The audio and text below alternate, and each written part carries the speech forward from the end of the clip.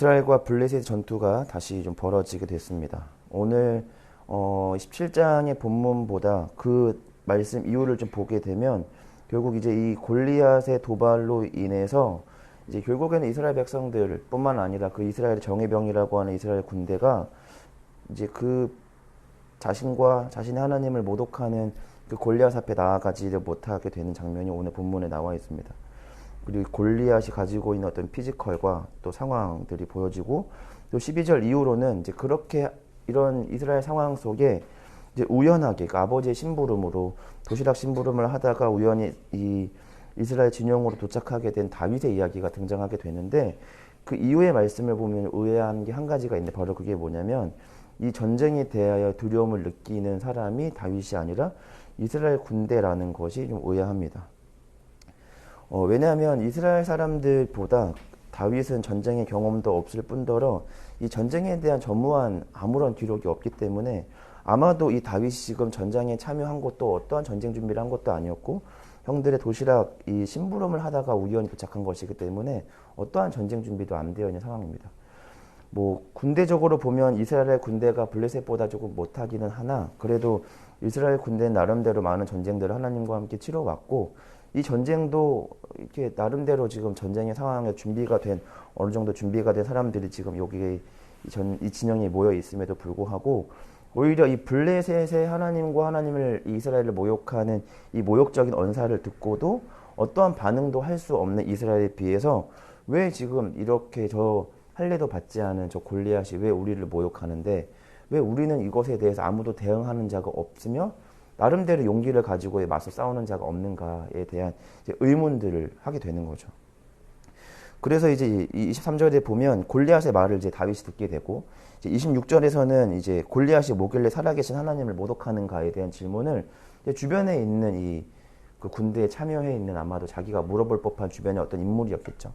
그렇게 이제 질문을 하는 거고, 그러다가 28절에서 말씀을 보면 이제 그런 다윗이 이제 엘리압이 이제 꾸짖는 거죠. 네가 지금 전쟁터가 장난인 줄 아느냐 뭐 하면서 이렇게 하고, 29절에서 이제 다윗은 왜 그 화를 지금 골리앗한테 푸는 게 아니라 왜 그러니까 저한테 푸는가, 이렇게 이제 억울해하는 장면이 이제 등장을 하게 되는 거죠. 그러니까 우리는 이제 궁금한 거죠. 왜 이 전쟁을 나름대로 그래도 준비했던 이스라엘 사람들은, 군대는 이 골리앗의 도발에 겁을 먹어 두려움을 느껴 한 발짝도 그 골리앗 앞으로 나아가지 못하는데, 오히려 다윗은 이것에 대해서 크게 두려움을 느끼지 않는다라는 거죠. 이제 그 근거를 17장 34절과 37절에서 말하고 있는데, 같이 말씀을 좀 보면 눈으로 여러분들 따라 읽어주시면, 사무엘상 17장 34절과 37절에 다윗이 이렇게 두려움을 느끼지 않는 근거를 말하고 있는데, 다윗이 사울에게 말하되 주의 종이 아버지 양을 지킬 때 사자나 곰이 와서 양떼에게 새끼를 물어가면 내가 따라가서 그것을 치고 그 입에서 새끼를 건져내었고, 그것이 일어나 나를 해하고자 하면 내가 그 수염을 잡고 그것을 쳐 죽였나이다. 주의 종이 사자와 곰도 쳤은즉 살아계시는 하나님의 군대를 모욕한 이 할례를 받지 않은 블레셋 사람 이리이까 그가 그 짐승의 하나와 같이 되리이다. 또 다윗이 이르되 여호와께서 나를 사자의 발톱과 곰의 발톱에서 건져내었은즉 나를 이 블레셋 사람의 손에서도 건져내시리이다. 사울이 다윗에게 이르되 가라, 여호와께서 너와 함께 계시기를 원하노라. 아멘. 그러니까 지금 이 다윗이 이 두려움을 느끼지 않는 근거를 지금 뭐라 했냐면, 이전에 자기가 아버지 양을 치던 때에 이 곰과 사자와 싸웠는데, 그런데 그 싸움을 누가 보호했기 때문에 늘 자기가 승리를 이끌어 왔냐면 살아계신 하나님이 자기와 함께함으로 이 곰과 사자의 발톱과 이 이빨에서 자기가 구원을 받았다. 그러니까 지금 다윗이 가지고 있는 자신감의 근거는 어디 있냐면, 그러니까 지금 골리앗이라고 하는 대상이 곰과 사자에서 골리앗으로 바뀌었을 뿐, 그 문제는 여전히 자기 앞에 존재했지만 그 문제를 해결하시는 이는 자기 옆에 변함이 없이 늘 함께 하신다라는 거죠. 그러니까 늘 뭐 곰도 그랬고 사자도 그랬고, 이 곰과 자신을 맞닥뜨리면 이 능력치 이제 상대와 자신의 어떤 문제로 보면 자기는 이 문제를 해결할 수 없는 문제이나, 그러나 늘 이 문제를 자기가 아니라 늘 살아계신 하나님의 도우심과 또 은혜로 늘 이겨왔기 때문에 그게 곰이든 또 사자든 또 골리앗이든 그게 문제가 되지 않는다라는 게 이제 이해가 되는 거죠. 이제 그러면 이제 우리가 이제 이렇게 이해해 보면 우리가 더 궁금한 게 한 가지가 생깁니다. 그게 뭐냐면 다윗에게는 곰과 사자의 이빨과 발톱에서 구원하신 하나님이 계시지만, 그런데 오늘 지금 이 골리앗 앞에 서 있는 이스라엘의 군대는 곰과 사자의 발톱에서 구원을 경험을 했는지는 모르겠지만 이 전부터 하나님의 전쟁 가운데 그들을 구원하신 하나님을 경험했다는 거죠. 뭐 전장에서 보면 암몬도 그랬고 아말렉과 전투도 그랬고 이미 사울과 함께 이스라엘의 많은 전쟁을 경험했고 그 전쟁의 실제적인 어떤 직접적인 경험을 통해서 하나님을 경험했기 때문에, 그러니까 어쩌면 다윗이 가질 법한, 그러니까 경험에 따른 어떤 이 자기가 곰에게도 사자에게도 위협을 받았지만 늘 하나님이 나를 구원했다, 그러니까 골리앗도 문제가 되지 않는다처럼, 그렇게 만약에 그런 경험이 자기에게 어떤 믿음의 확장을 가져올 거였으면 오늘 이 이스라엘 사람들이 사실은 더 직접적이었다는 거죠. 곰과 사자가 골리앗으로 바뀌었지만, 그런데 이스라엘 군대는 그 대상이 바뀌지 않았다는 거죠. 전쟁이라고 하는 동일한 상황 속에서도 하나님이 늘 그들을 구원하셨고, 그러니까 암몬이든 아말렉이든 블레셋이든 이미 블레셋과의 전투에서도 하나님이 몇 번이나 그들을 승리로 인도하셨기 때문에 다윗처럼 그 이전에 블레셋과의 전쟁의 승리의 경험이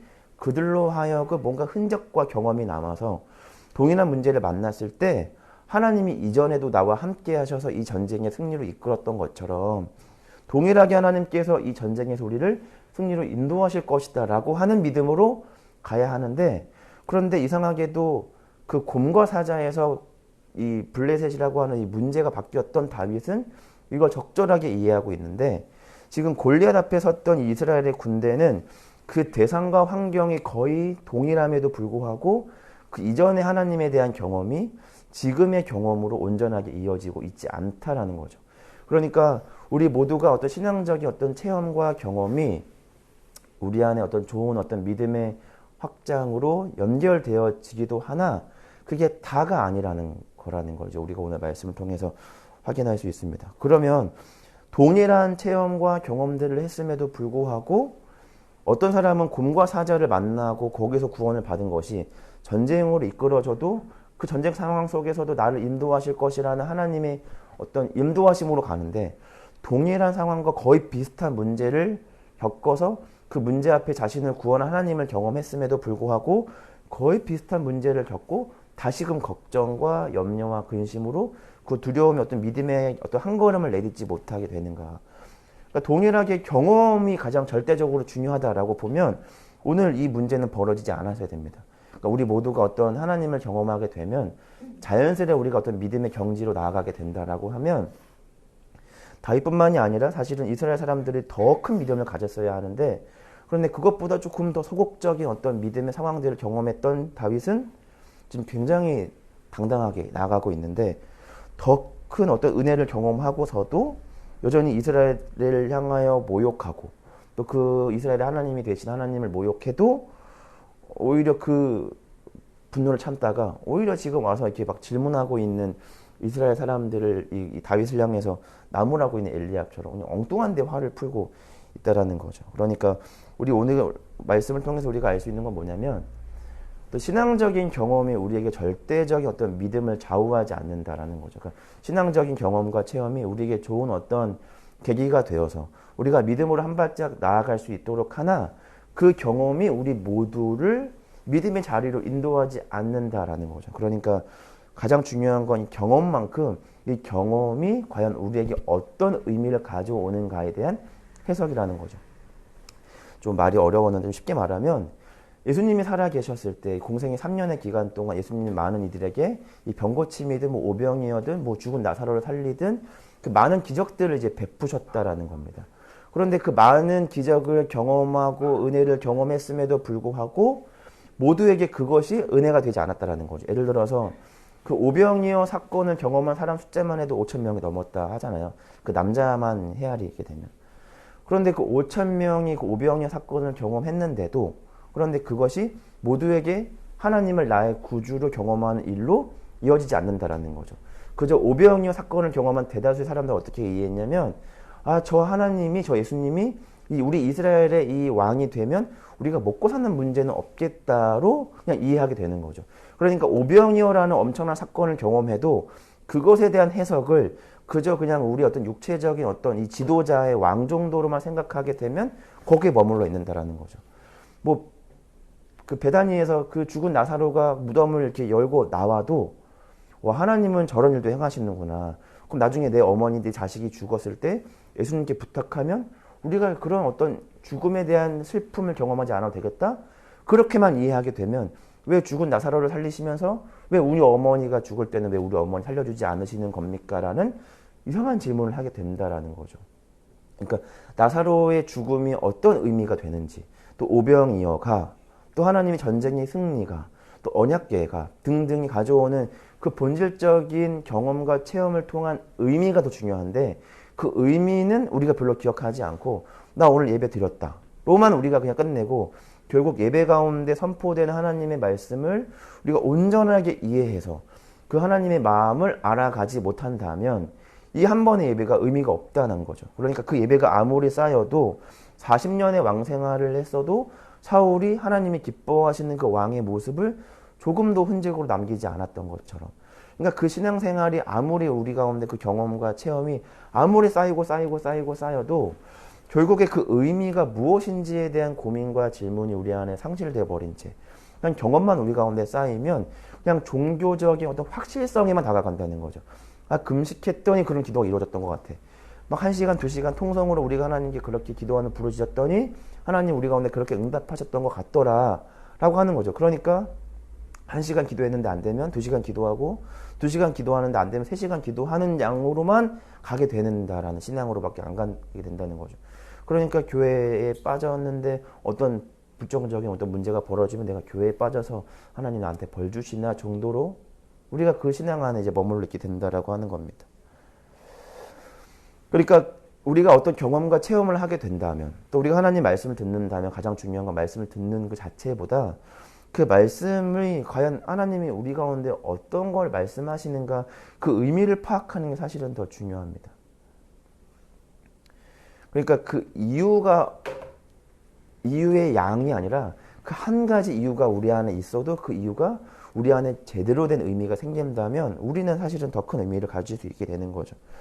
우리가 구약의 시편의 어떤 기자들의 어떤 그 시편의 내용들을 보면 그들의 엄청난 감격과 환호와 어떤 기쁨 속에서 그들이 하나님을 막 그렇게 예배하며 감격함으로 하나님을 찬양하는 그 시편의 내용들을 우리가 보게 되잖아요.